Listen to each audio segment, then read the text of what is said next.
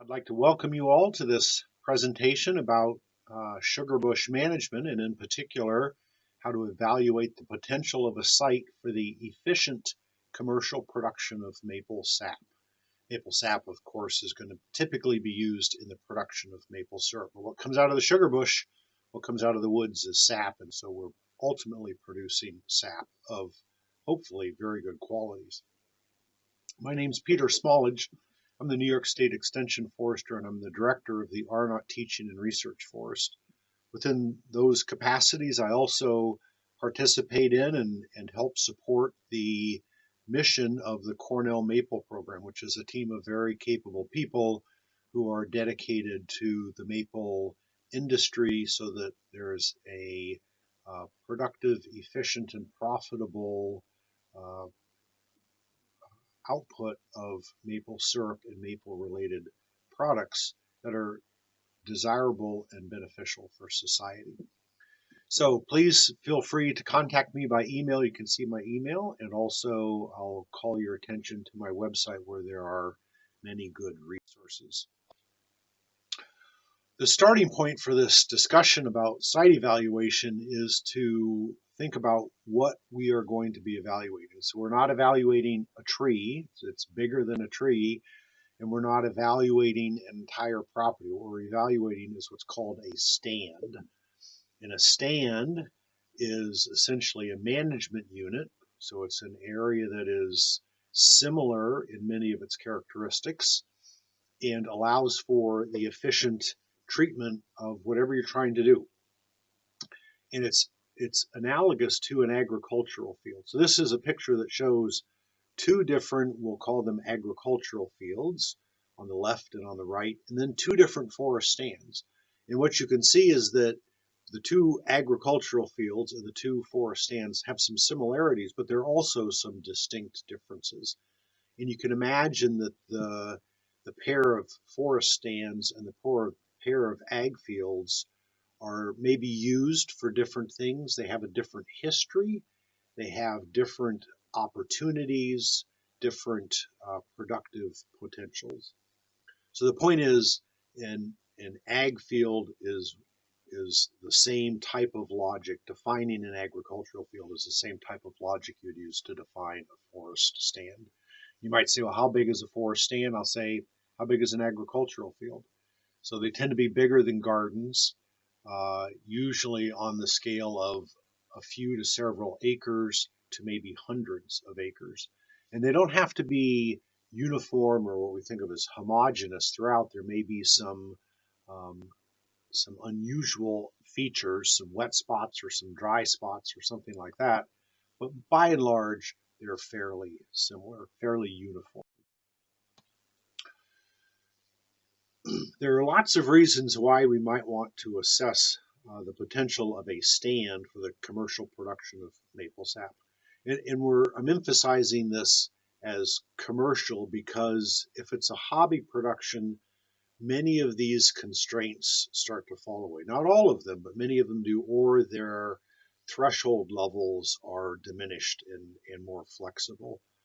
When we think about commercial production, we think about efficient production, and this assessment is geared towards helping a maple producer think about what is it going to cost to effectively develop a sap production system, sap collection and production system. So it might be used in a situation where you want to compare two or more of the stands on your property.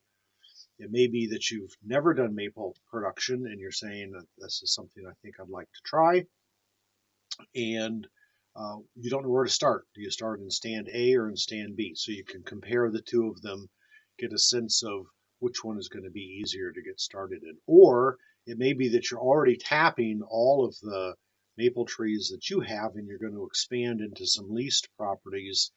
And so you're talking to your neighbors or people in your community that own woodlands, and you do a site assessment so that you can say, all right, well, both of these other landowners are going to charge me so much per tap. Which one is going to be the best return on my investment? In general terms, it's helping you identify what you're up against. People say don't bite off more than you can chew, look before you leap. This is a process of making sure that you know what it's going to cost you and what your headaches are going to be before you get going. And maybe you don't have any headaches. Maybe it's the perfect sugar bush. Well, it's good to know that before you get started. So the first feature, and there's 9 of these features that are important, or is what we call tapping density or tree density or trees per acre. And it's a very simple, straightforward concept. Basically, we want to make sure that there's a sufficient number of trees for tapping so that you can efficiently tap. If you only have 2 or 3 trees per acre, it's a long way from one tap tree to the next tap tree. The recommendation is somewhere between 40 and 80 taps per acre. When you drop below about 40, it becomes a little bit thin.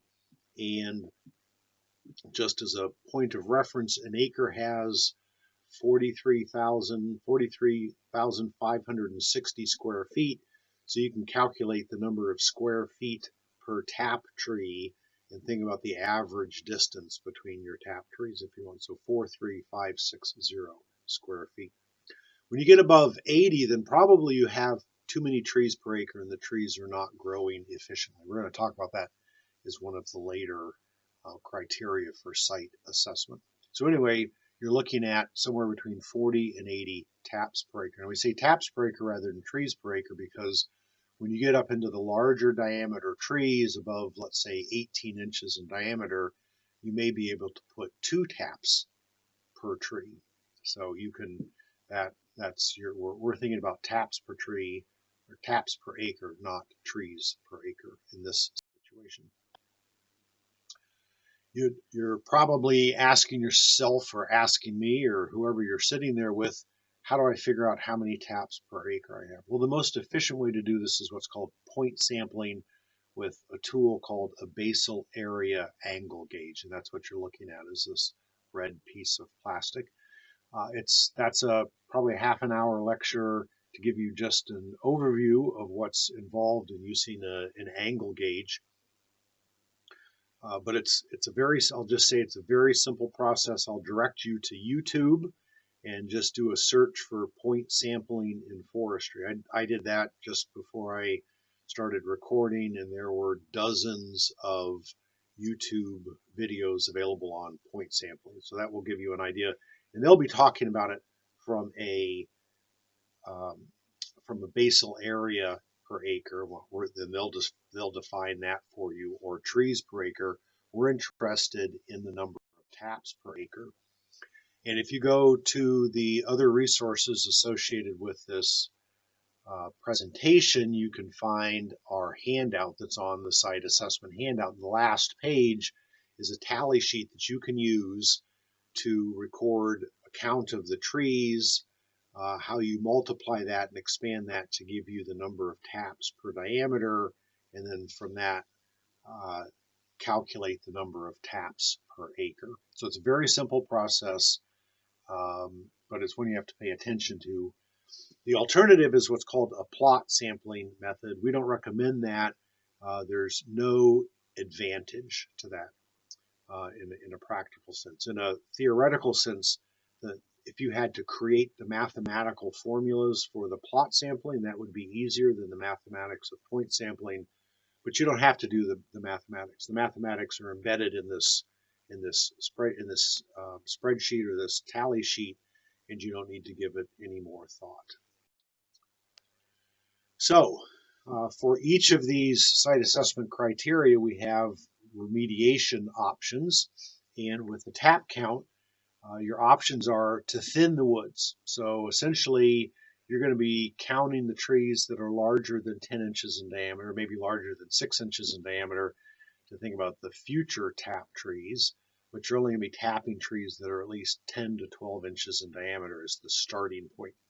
So if you have smaller trees and enough of them, then if you thin, those trees will grow faster and you wait. Or you don't have to thin, but you'll have to wait longer then for those trees to reach their minimum size. Now, it may be that you can say, all right, I don't have 40 trees of my minimum size. We'll just say 10 inches as a minimum size. Maybe you have 25 or 30, but you see that you have lots of smaller trees in the 8-inch size class or 9-inch size class. You can start tapping the trees of adequate size.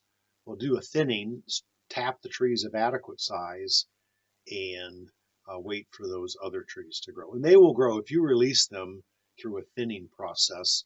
They will grow relatively quickly. You'll be surprised how quickly they'll get up to minimum size. In the process of thinning, I'll bump up against that here in just a few minutes. But if you go to, there's a lot of resources through the Cornell Maple program on thinning your sugar bush, and we do workshops and field tours on that subject as well. I'll caution you to avoid tapping those small diameter trees. It's really not worth it.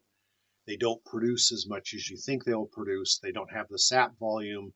They typically don't have the sugar concentrations, and you accumulate enormous decay potential inside the stems of those trees. You'll typically hollow them out because of decay, and you'll have you may have chronic health problems in the trees. So you're better off waiting for a few years, let them get to adequate size. The second thing to point out is the characteristics of the soils in your sugar bush or in your potential sugar bush. Soils are important because together with sunlight, these determine the growth rate of trees. A slow growing tree is a tree that has low vigor, and a tree that has low vigor has increased vulnerability. And also, so the vulnerability may be to biologic organisms, or it may be to environmental stresses, such as what's illustrated here.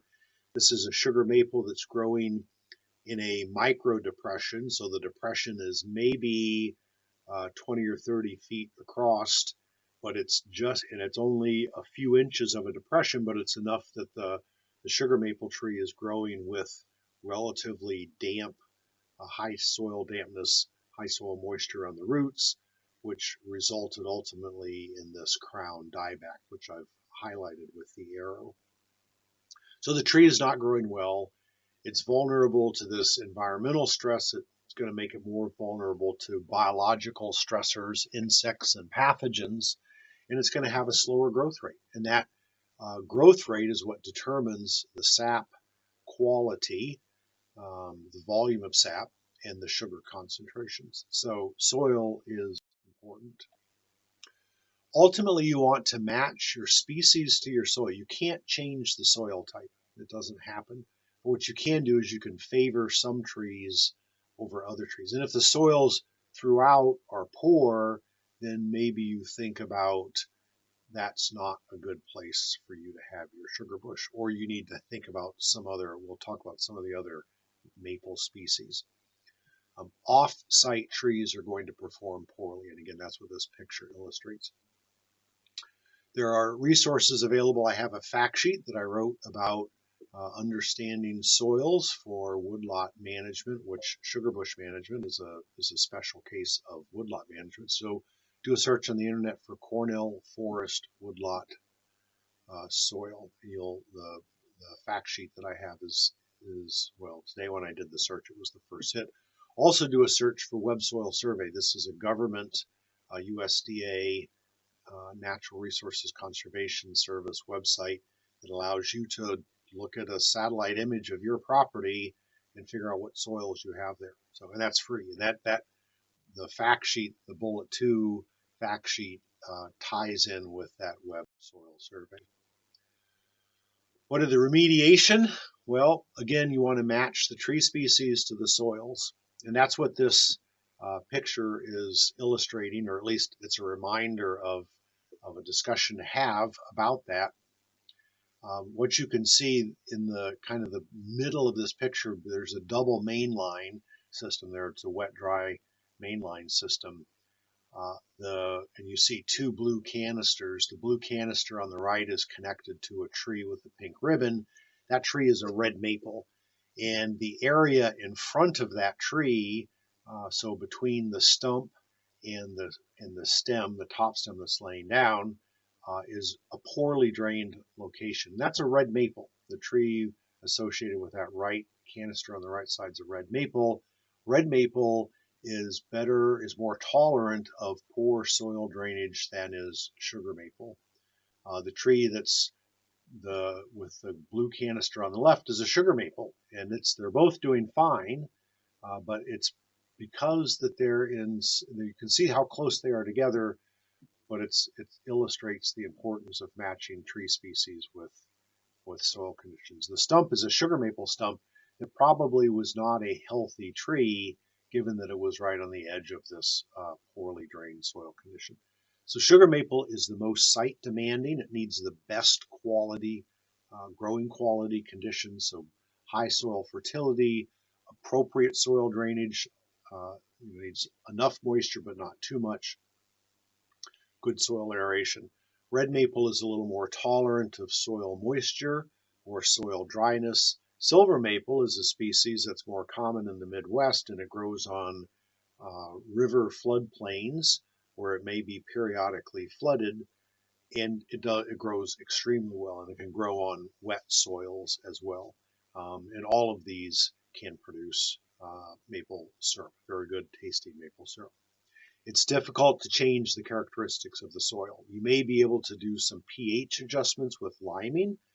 We have a research project we're starting here in the fall of 2020 to look at some liming options, and there's been some research that's been done on that. When you think about soil drainage, that's a more challenging prospect. It has been done. There are ways that you could do it, just like you can put tile into an agricultural field. You could do something similar in the forest. Whether or not it makes economic sense to do that is another story. So my knee-jerk reaction would be to find a different. If you had that much of a soil drainage problem, my first reaction would be to look and see if you can find some other place to tap trees. The third quality that we want to look at in assessing the site potential for maple production is the health and quality of trees. And when I look at trees, I look at three parts of the trees. I look at the crowns, I look at the root and the butt, and I look at the stem. The crowns are, the crown of a tree is the leafy, branchy portion of the tree. I want the foliage to be full and well developed and dense. I'll say dense in the sense that you don't have a lot of transparency. Now, obviously, where you don't have leaves, then you can see daylight. And at the edges of the crowns, you may get some thinning, but at the core of the crown, you have good thickness. Now, the primary tree in this picture that's kind of on the right center has some parts of that crown that make me think maybe it's a little bit less than a full crown. It's not bad. I wouldn't worry about it, but it's not as dense and thick as some other crowns. You want there to be plenty of fine branching. You remember the picture of the maple tree that was growing in that wet depression had, fine branching was died back. In fact, even the medium-sized branches were died back. These trees, these branches that you see have nice fine branching, and there's no dieback in the upper crown. Dieback in the lower crown, you can see a little bit on the left-hand side of the stem that's in this picture. There's a dead lower branch. That's not a concern, because those are branches that are dying not because of a health problem, because there's no sunlight in the lower part of that canopy, in the lower part of below the crown of that tree. So therefore, the tree shuts off that branch, the branch dies. It's very, very much expected.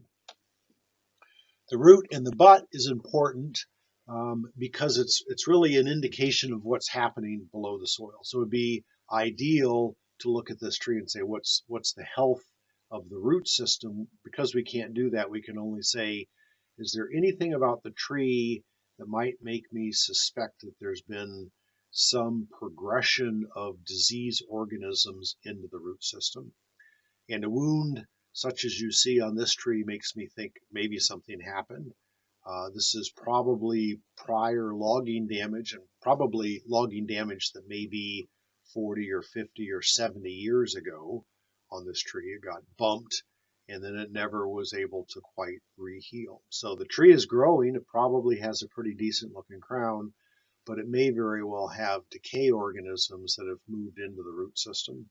And that's not a concern until there's a secondary stress that comes along. So the root system uh, infection is a primary stress. A secondary stress might be drought, or it might be drought with an insect defoliation.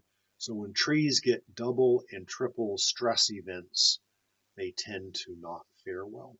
So I look for things such as these poorly formed or weak injured butts of the trees, or it may be that there's a skid trail and you see exposed roots, or even sometimes sheared off roots. The stem is all about structural integrity. Here's a picture of a maple tree that was forked, and you can see I've highlighted or circled where the fork broke away, and you can see in the foreground the fork of this tree is lying on the ground, and the fork also has a secondary fork in it. There are ways that you can look at a tree, and if you're looking at the tree so that one fork is in front of the other, so you essentially only see one stem, and you see a flare, I think of it as a cobra head, a flare, that's an indication that that fork is weak and has been failing. Now, that said, you can walk into the woods and see 200-year-old trees with forks that have no problems whatsoever. So the fact that there is a fork doesn't mean that it's bad, but there are some forks that can lack structural integrity. And there's lots of other examples of poor structural integrity. Essentially, it's a question of, is this stem strong enough to support the weight and the forces, the environmental conditions that the tree must endure? So how do we remediate issues of health and quality? If you're thinking about the crowns, again, we want to have full, fine branches. And if you have dieback, then that means there's probably that something has happened to the root system. And it may be a matter of the tree growing in the wrong site. It may be that there was some disturbance. It may be that there's too many trees per acre. But you need to try to identify what caused that dieback and see if that can be remediated. If you have injuries, such as we see on the right, injuries to the roots, to the butt system, to the stems, that can be, well, you can't correct that individual tree, but your sugarbush you can correct through what's known as improvement thinning, where those trees are cut out and removed from the sugarbush stand so that they don't, their future failing of the stem or their future death is not um, as you wait for that to happen, you're also allowing that tree to compete with its neighboring trees for sunlight. So if there's an issue of structural integrity, then get that tree out sooner than later. The fourth consideration is whether you have reasonable access to your sugar bush. And here, when we say access to the sugar bush, I'm talking about getting from the sugar house to the collection reservoir. So it's not actually into the woods, but you'll have a collection tank somewhere. This assumes that you have a tubing system. There's a collection tank somewhere, and how easy is it to get the sap from that collection tank to the sugar house or the sap house, whatever you call your operation. So one attribute of this is how far is it? Is it 100 feet or 100 yards? Or maybe it's a remote location that's 4 miles away or 7 miles away, and you have to drive to it and truck your sap back to the sugar house. There are maple producers that do that. I'm not saying you can't do it or that it can't be done efficiently, but you need to be alert to that as a characteristic. Also think about how many reservoirs you have. The fewer reservoirs you have, the less maintenance you have, the fewer trips you have, there's a lot of good reasons to try to minimize the number of reservoirs or holding tanks. And I'm not so much holding tanks, but locations of holding tanks. So at any one location, you might have 2 or 3 or 4 holding tanks, but that's a single space that you need to maintain. Getting from the sugar house to the collection reservoirs is going to take some kind of a road, and so you want that road to be of good quality. And the quality of the road is going to be determined by the surface type. Is it a gravel road? Is it a dirt road? Does it have good drainage? So is it crowned? You can see this road. This is actually a pretty good road. It's a gravel road. You can see the ditching along the sides, and doesn't appear to be crowned because of the snow, but it is crowned, so the water on the road tends to run laterally, and we want to keep the water off the road. It's steep enough that the water doesn't puddle, and but it's not so steep that it's burdensome for vehicle or for foot traffic. And then a final characteristic of a road quality is whether or not there are checkpoints, or there are streams you have to drive through, or there are wet spots that you have to drive through, are there sharp angles or kind of steep side slopes that might provide some kind of risk or hazard. And then finally, are there any ownership considerations that you need to worry about? Do you need to are you traveling across a neighbor's property? You want to make sure that you have either a legal or personal relationship with that owner that allows you access. So what's the remediation for fixing problems in the travel between sugar house and the reservoir tanks? Probably it amounts to building a road, or if not building a road, renovating or reconstructing or reconfiguring a road. You're going to do that with a bulldozer. I haven't checked prices recently. I had, I've in years past, it's been in the $100 to $200 range, but it may be more than that.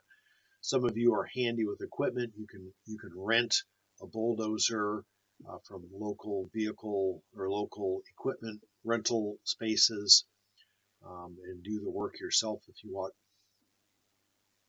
Just as an example, those are my initials, PJS. I built a road on my property. It was about 800 feet, and it cost me about $1,000. I had already felled the trees. The trees were generally in the area, so the dozer was able to just push them off to the side. So the dozer wasn't doing forestry work; it was just doing dirt work. It was a sandy soil. It was a nicely located road, so there was pretty easy work on the part of the dozer operator. It cost me about $1,000. So that's not chump change, but that gave me access to about a third of my property that I didn't otherwise have access to. So it was money well spent. Some considerations if you build a road are to look at this as a long-term investment. Don't skimp on this. So I'm not saying you need to build a super highway or an interstate, but there are going to be some things that you can do that'll cost you a little bit more money, but this is something that you're going to be using frequently for decades, and that whoever owns the property after you will also use it. So if you put it in the right spot and you build it correctly and it's maintained, it is a long-term valuable asset. Some things that I feel strongly about, and particularly if you have some poor drainage, is the use of geotextile fabric. This is a synthetic woven fabric that provides increased stability and flotation and greater seasonal use of that road. So it helps stabilize the road and make it useful for a greater number of seasons. And as you're building the road, plan to manage small quantities of slow-moving water. We're going to see that phrase over and over again because water is the most problematic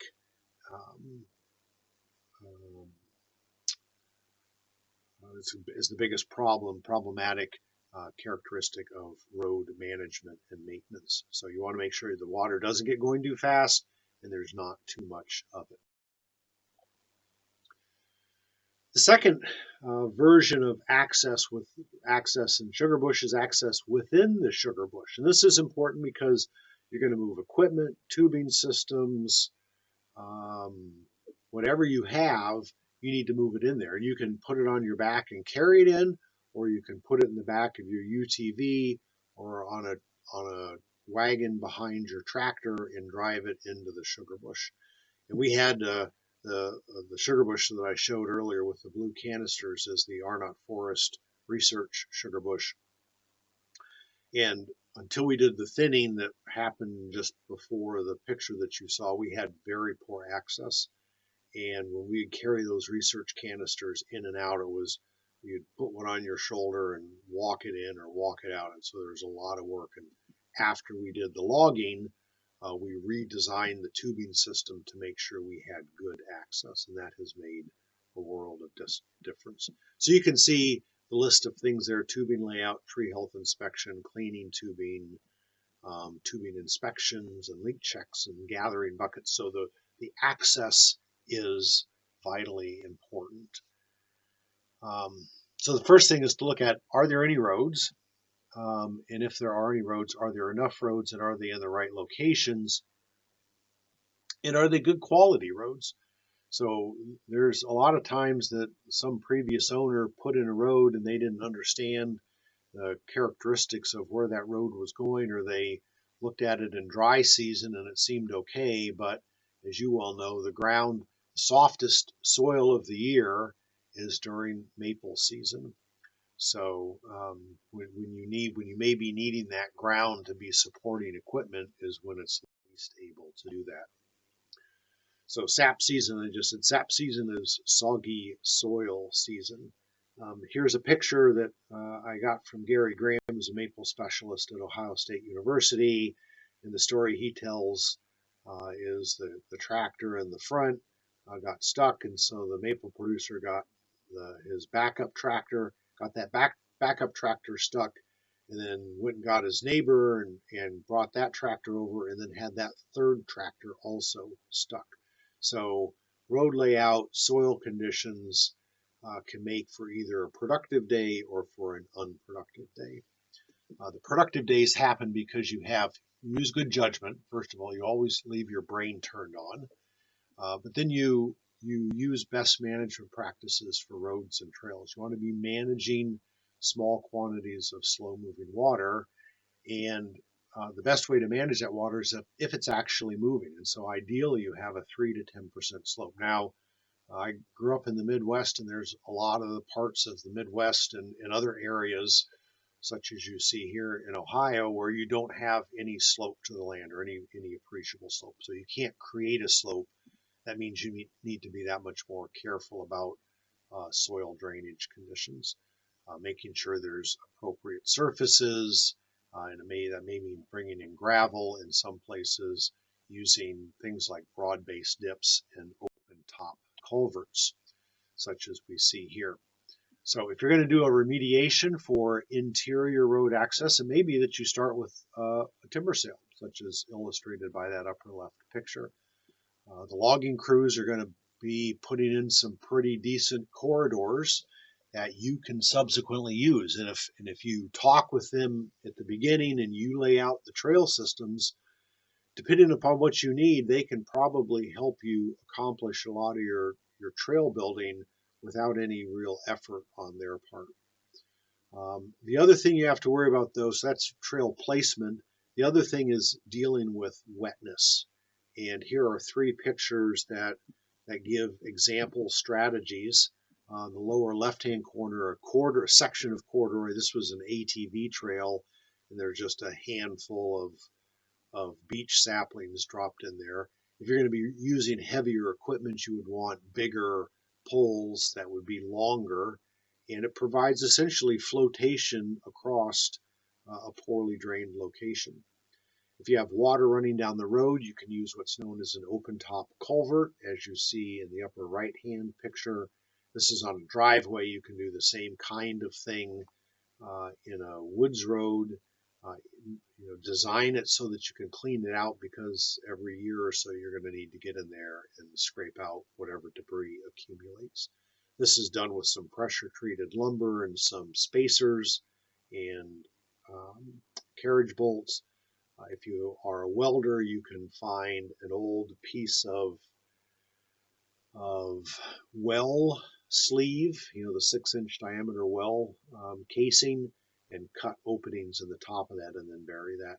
And the bottom is kind of an earth, a trail design feature, so it's maybe what you call a broad-based dip. It's in a low spot and the water's not draining off as well as it might, but you get the idea that the water that runs down the hill pitches off to the side in that passageway. Number 6 is the availability of electricity. Now this is only going to be necessary if you have a vacuum pump or if you have reverse osmosis and a filter press and other things that utilize electricity. And it can either be hardwired electricity or generator produced electricity. If you have an off the grid or a non-electric production system, you can get away without having any electricity. So this is not an essential item, but there are some circumstances when electricity is really nice to have. So your two options are to run electricity, so get a hold of your local power authority, whoever provides power into your house or your barn, and see what it would take for them to put electricity into your sugar house. You're going to want to talk to somebody that knows about electricity to make sure that you have that set up so that it's safe and that you have a high enough electricity load to make it worthwhile. It may be that you're going to produce electricity through adding in a generator, and that's fine as well. There's a lot of generators that are available. Number 7 is percent slope, which amounts to steepness. And we talked about that with the road designs and trail designs. And here we're thinking about it from a physical access to the woods so that you can tap trees and check tubing systems. The picture that you see here is probably a 30% slope.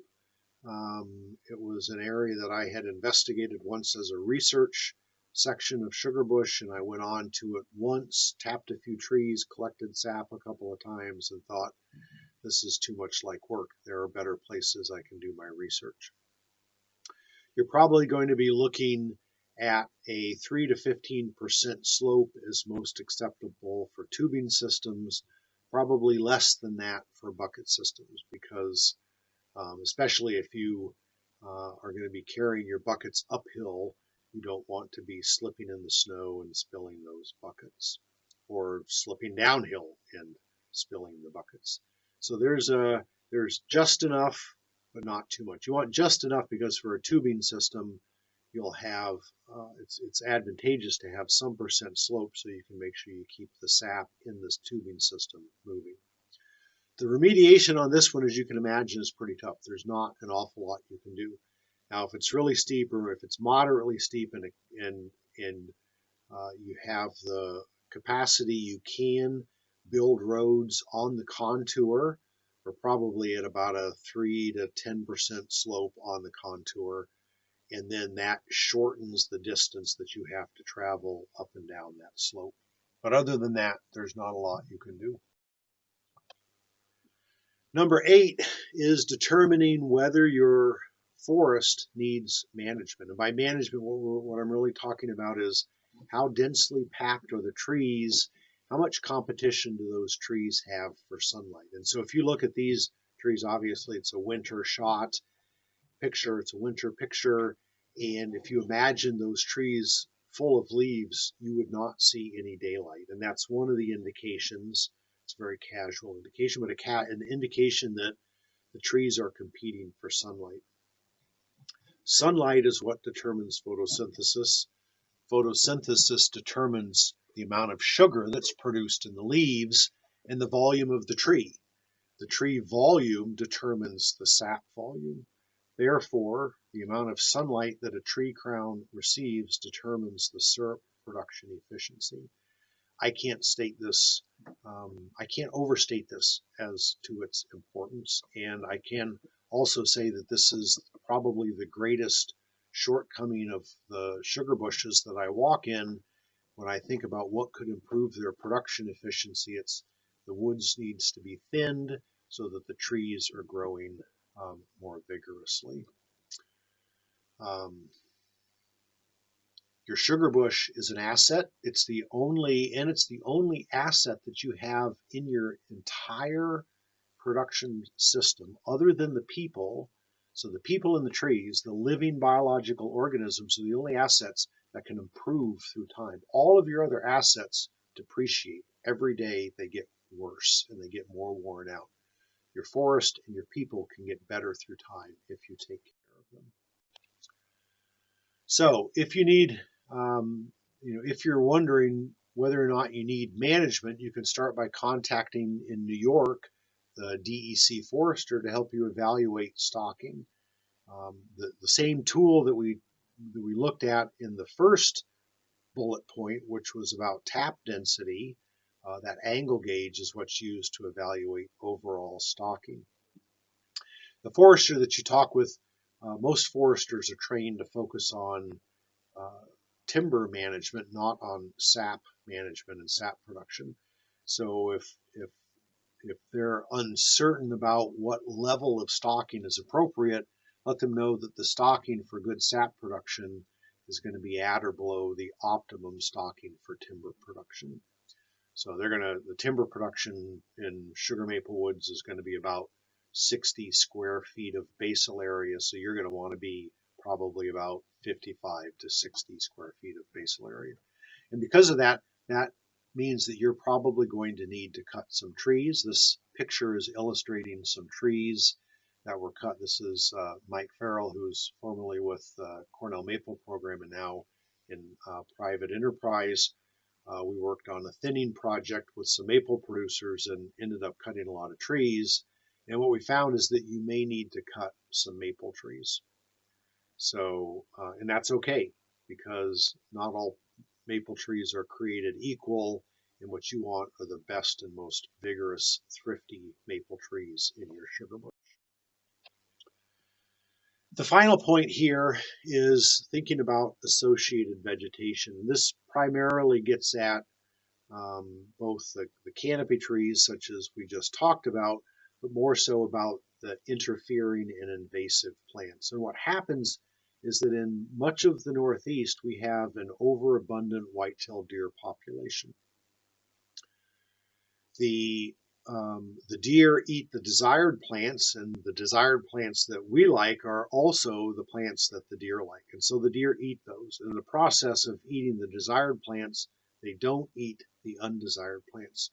So those undesired plants, such as multiflora rose that you see here, American beech, striped maple, honeysuckle, hop hornbeam, you name it, the trees that are typically slapping you in the face as you walk through the sugar bush, those are the plants that deer don't want to eat, so they're left behind.